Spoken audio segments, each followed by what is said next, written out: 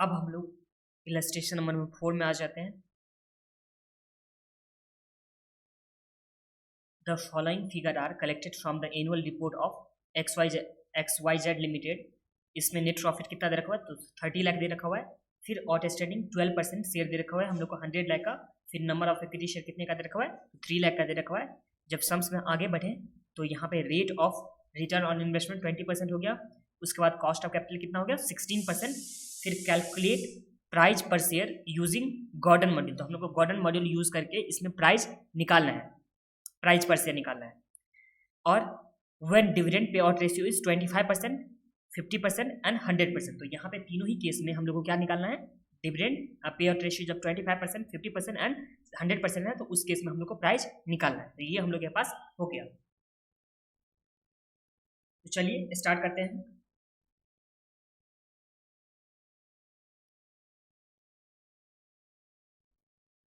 ये हम लोग के पास सम्स दे रखा हुआ है। इलस्ट्रेशन नंबर कितना है, 4 हो गया। Illustration number 4। इस सम्स में सबसे पहले हम लोग क्या दे रखा हुआ है, तो नेट अर्निंग दे रखा हुआ था। इससे हम लोग क्या निकालेंगे, नेट प्रॉफिट दे रखा हुआ है। कितना दे रखा है नेट प्रॉफिट, तो ये हम लोग का दे रखा हुआ था 30 लाख। जस्ट पीछे वाले सम जो इलस्ट्रेशन था उसके ही जैसे है, बस इसमें चेंजेस क्या है, तो उसमें था वॉल्टर मॉड्यूल, इसमें है गॉर्डन मॉड्यूल। तो देखिए नेट प्रॉफिट हम लोग का हो गया, माइनस क्या करेंगे, प्रेफरेंस डिविडेंड। प्रेफरेंस डिविडेंड कितने का हो जाएगा, तो 100 इंटू 12% जो आ गया 12 lakh.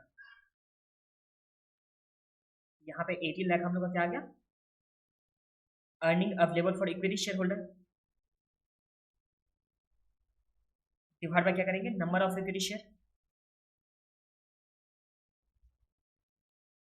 Number of equity share कितना दे रखा है सम्स में, तो हम लोग को 3 लाख दे रखा हुआ है। तो यहाँ अर्निंग पर शेयर कितना आ गया, तो अर्निंग पर शेयर इस केस में हम लोग को 6 आ गया, 6 आ गया। तो देखिए गॉर्डन मॉड्यूल के लिए क्या फॉर्मूला होता है, यहाँ पे गॉर्डन मॉड्यूल के लिए फॉर्मूला क्या होता है, तो ये देखिए गॉर्डन मॉडल के लिए यहाँ पे फॉर्मूला क्या था, यहाँ था P0 is equal to E1 earning आ गया, फिर इनटू 1 माइनस बी था। बी का मतलब क्या है यहाँ पे, रिटेंशन रेशियो, तो 1 माइनस बी हो गया, divide by k e minus B are था। यही फॉर्मूला था ना, तो ये हम लोग के पास फॉर्मूला हो गया। तो इसमें सबसे पहले हम लोग को अर्निंग कितना दे रखा हुआ है सम्स में, इस फॉर्मूला के हिसाब से हम लोग को ये निकालना है। गॉर्डन मॉड्यूल का फॉर्मूला सबसे पहले ये हम लोग का हो गया। अब इस फॉर्मूला में जो जो चीज़ का रिक्वायरमेंट है उसमें हम लोग देखने वाले हैं। तो देखिए सबसे पहले हमका अर्निंग कितना हो गया, E1 हम लोग का हो गया है, अभी निकाले हैं 6, तो ये हो गया E1। फिर 1 माइनस B1, 1 माइनस B1 का मतलब को हम लोग क्या बोलते थे, तो 1 माइनस B1 को बोला जाता था डिविडेंड पे आउट। इसे क्या बोला जाता है, डिविडेंड पे आउट बोला जाता है। अगर सिर्फ बी होता तो उसे क्या बोलते हैं हम लोग, रिटेंशन रेशियो। तो ये हो गया। और सम्स में के ई कितना दे रखा हुआ है सम्स में, तो के ई हम लोग के पास दे रखा हुआ है, ये रहा हम लोग के पास के ई है 16%, तो ये हम लोग के पास आ जाएगा 16%। एंड उसके बाद आर कितना दे रखा है, तो आर हम लोग के पास कितना दे रखा है, 20%। तो ये आ गया हम लोग के पास 20%। यहाँ तो कुछ प्रॉब्लम नहीं है आप लोग को। अब जो हम लोग के पास 3 केस दे रखा हुआ है, कितना केस दे रखा हुआ है, जब 25% पे आउट हो, जब 50% पे आउट हो, जब 100% डिविडेंड पे आउट हो, उस टाइम हम लोग को निकालना है प्राइस। चलिए बनाते हैं। सबसे पहले देखिए फॉर्मूला एक बार तो यही लिख लीजिए फॉर्मूला, क्योंकि बार बार रिपीट नहीं करूंगा।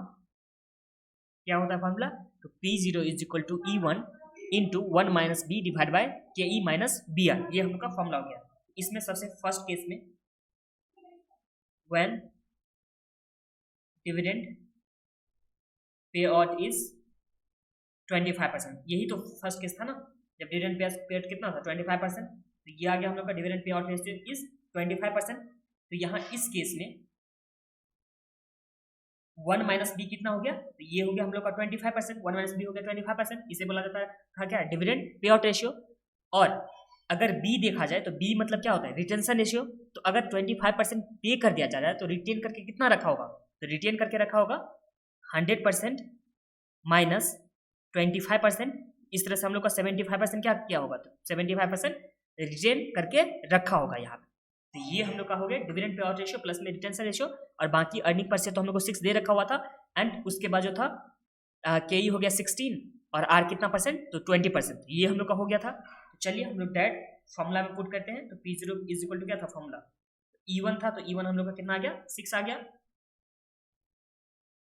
फिर 1 माइनस बी था, तो 1 माइनस बी के बदले हम लोग कितना लिख सकते हैं, तो 1 माइनस बी को हम लोग लिख सकते हैं 25% इंटू कितना आ जाएगा 25% divide by k E sums में कितना दे रखा था, तो के ई हम लोग को दे रखा हुआ था 16%, तो 0.16 लिखे और इंटू बी इंटू आर, तो बी हम लोग अभी निकाले 0.75 और आर कितना दे रखा है सम्स में, तो आर दे रखा है 20%, तो 0.20। यहाँ तक तो कुछ प्रॉब्लम नहीं है, बस फॉर्मूला से हम लोग पुट किए जो फॉर्मूला में दे रखा हुआ था। देखिए E1 दे रखा हुआ था, फिर 1 माइनस बी दे रखा था, तो 1 माइनस बी को तो हम लोग डिविडेंड पे आउट बोलते हैं, और तो डिविडेंड पे आउट इस केस में कितना दे रखा था 25%, तो ये आ गया 25%।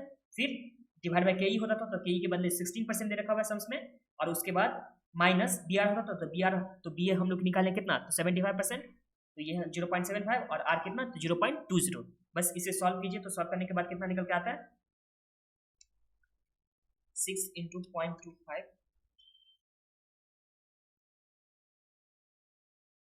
ये आ गया हम लोग को 1.5 divide by 0.75 into 0.2 minus 0.16 divide by 0.01, 1.5 divide by 0.01।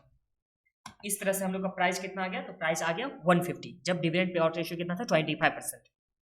अब सेकेंड केस में when dividend pay out is, second case में कितना था डिविडेंड पे आउट, तो ये हम लोग का दे रखा है 50% इज 50%, तो इस केस में 1 माइनस बी कितना आ जाएगा 50% आ जाएगा, और रिटेन अर्निंग भी कितना आ गया, मतलब बी कितना आ गया, तो यहाँ पे आ गया 100 माइनस 50 इज इक्वल टू 50%, ये बी भी आ गया। अब डायरेक्ट हम लोग फॉर्मूला में पुट करते हैं, तो फॉर्मूला होता था P0 इज इक्वल टू क्या होता था E1 फिर 1 minus b divide by k e minus B are, ये होता था। तो ई कितना सम्स में दे रखा, तो अर्निंग परसेंट हम लोग निकाले थे 6, तो 6 आ गया इंटू 50% डिवाइड बाय के ई कितना है, तो के ई हम लोग का 16% था, फिर माइनस 0.50, ये आ गया हम लोग का बी जो अभी यहाँ निकाले हैं इंटू 0.20। इस तरह से कितना आ गया 3 डिवाइड बाय, से सॉल्व करने से कितना आता है 0.5 इंटू 0.2 0.1, तो ये आ गया हम लोग का 0.06, 3 डिवाइड बाय 0.06। इस केस में हम लोग का प्राइस कितना आ गया, तो प्राइस आ गया 50 आ गया। अब थर्ड केस में जब डिविडेंड पे आउट रेशियो कितना है, तो डिविडेंड पे आउट रेशियो हम लोग को 100 है, उस केस में क्या होने वाला है प्राइस, वो हम लोग करेंगे। तो थर्ड केस लिखते हैं, व्हेन डिविडेंड पे आउट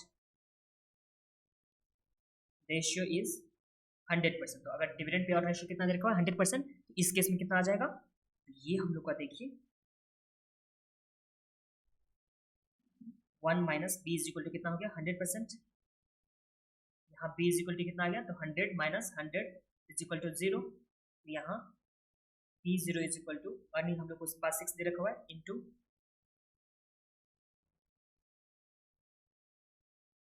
100%, के दे रखा हुआ है 0.16, 0.0 आ गया, बी तो 0 आ गया इंटू 0.20, इस तरह से 6 डिवाइड बाय 0.16।